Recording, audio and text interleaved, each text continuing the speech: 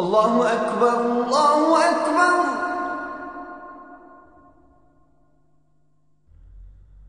الله أكبر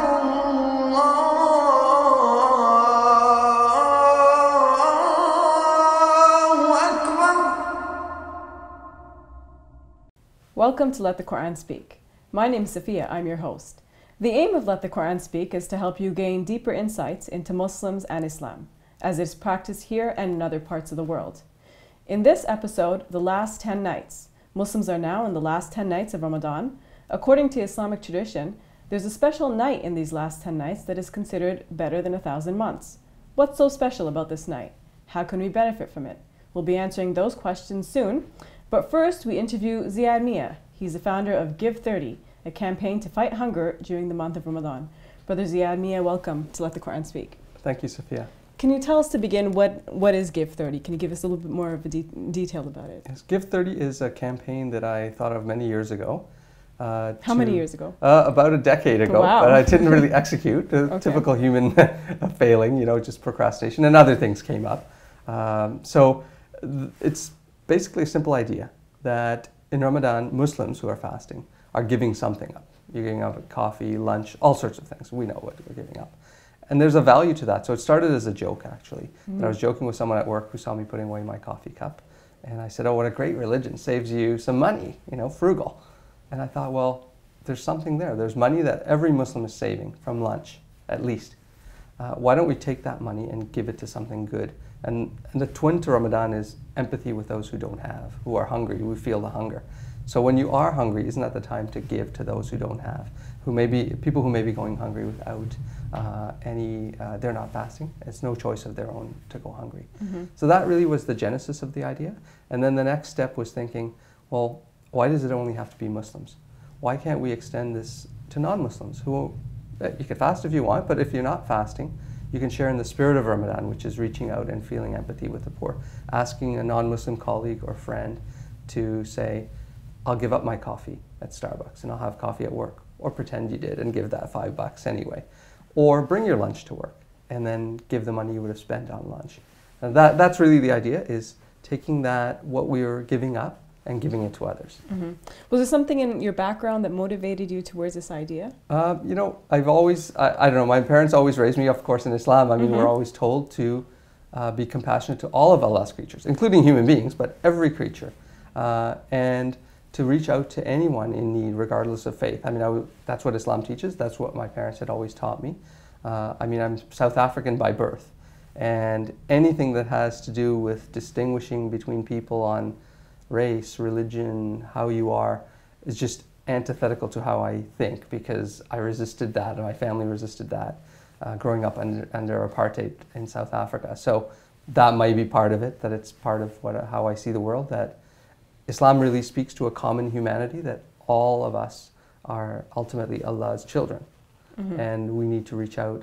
And the Quran speaks to this. It says, feed the poor and the hungry and others, and don't ask for thanks.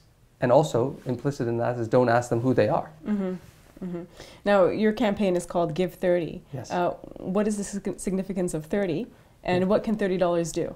30 is, notionally we're saying give $1 a day during Ramadan. Last I checked, you couldn't even get a Tim Hortons coffee for $1. But if you want to give $30, that's fantastic. If you want to give more, if you want to do that calculation, say you spent $8, Canadians spend on average $8 a day on lunch. So if you're at work spending $8 a day on lunch, give $8 times 20. So you're at work 5 days a week. And it's the 30 days of Ramadan, essentially. I know some people say 29 or 30, but essentially for people to understand, it's 1 month, $1 a day.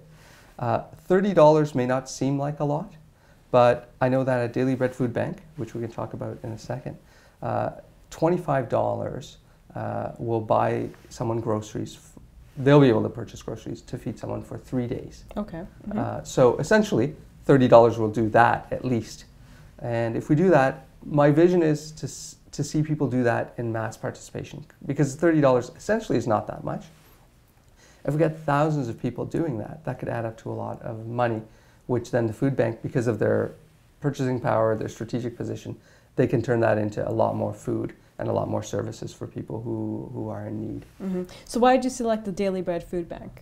Daily Bread Food Bank in the Toronto area is arguably also the largest food bank in Canada. It serves through its member agencies. It has 170 member agencies and partners across the city. Daily Bread serves approximately in 2011 1.1 or 1.2 million visits in the city of Toronto. And that's a significant number.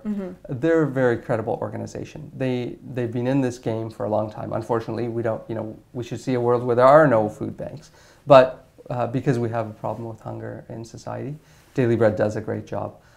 Gerard Kennedy, who used to be a member of Parliament, used to run Daily Bread for about 10 years. Gerard is a huge supporter of Give 30, as is former Mayor David Miller. So you can see that Daily Bread has a pedigree that's respected and credible. And if anyone has any concerns about how money's handled, I don't handle any money. I don't issue tax receipts. I mean, I need people to go to the website to learn about Ramadan, to look at the realities of hunger. And if then they decide to give through the website, they're given some options on how to give, but all of it directs the money to Daily Bread Food Bank. And then they'll get a tax receipt. So actually, even if you give $30, it will cost you less than $30 because you'll be most likely entitled to get some of that money back through your taxes. How do you respond to someone who says, well, people here aren't really poor? You know, they get social assistance easily from the government. They should be okay. And certainly, Sophia, Canada is a fantastic country. I mean, many of us are immigrants. And Canada is a land of immigrants, and it's treated many people very well.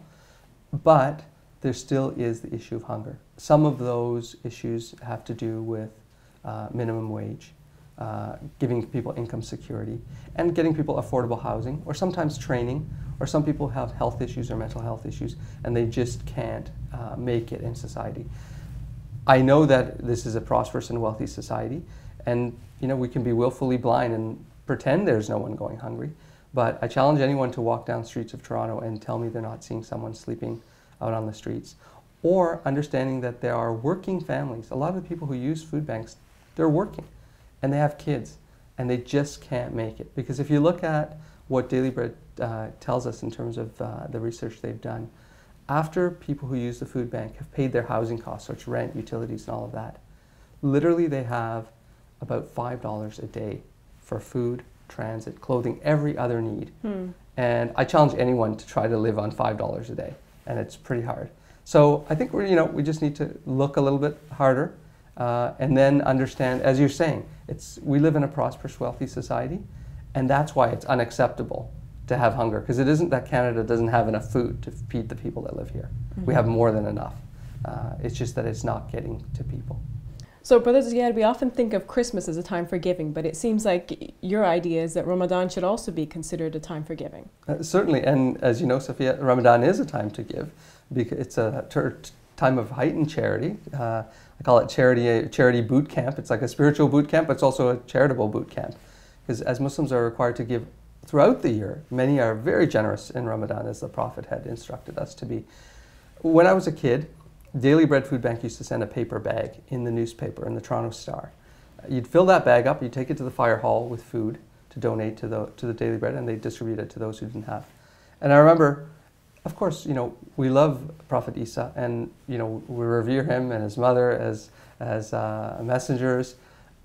We may not celebrate Christmas per se, but it didn't stop us from participating in that sharing. My mother used to always help me.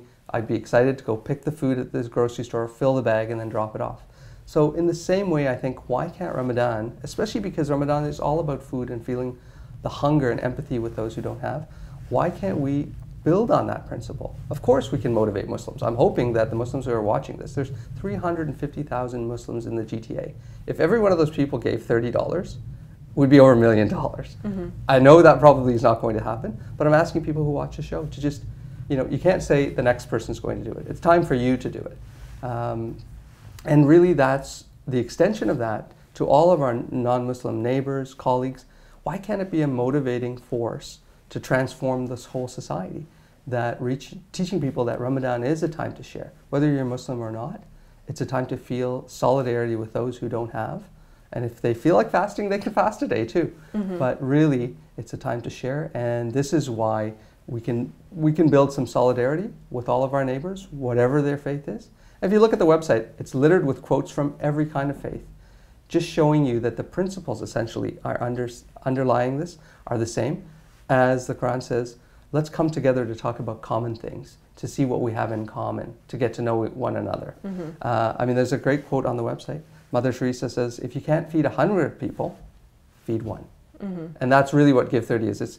We're not going to solve the problem with this, but you can do something. And that's actually what Zakat al-Fitr is all about too. Feed one person, feed some people. And that's the philosophy behind it. Can you tell us about your goals, where you're standing right now in terms of progress, that sort of thing? It's been going, alhamdulillah, very well. Last I checked, so to today, knowing that a few other people have given, I think we're sitting at about $15,000 roughly. And we still have about half of Ramadan to go as of talking today. So I'd like to hit 30,000. I'd like to double that number. That would be fantastic if we could. So, but again, really, you and I can talk about it and promote it, but ultimately, the person that does that clicking is going to make the difference. So the people who are out there listening and watching, it's now the ball's in your court. So let's encourage people then to visit the website. Yes, please. It's www.give30.ca, and everything's on there that will explain to you a bit about Ramadan, why Ramadan's the hook, obviously, because empathy with those who don't have enough to eat, and also tells you a little bit more about hunger, the issues you're talking about what the reality of hunger is in our community, and then encourages people to give. Thank you for joining us, and thank you for this wonderful initiative. We really appreciate it. Ramadan Mubarak. That's Brother Ziad Mia from Give 30, and we encourage you to visit the website www.give30.ca. Next up, the last 10 nights of Ramadan.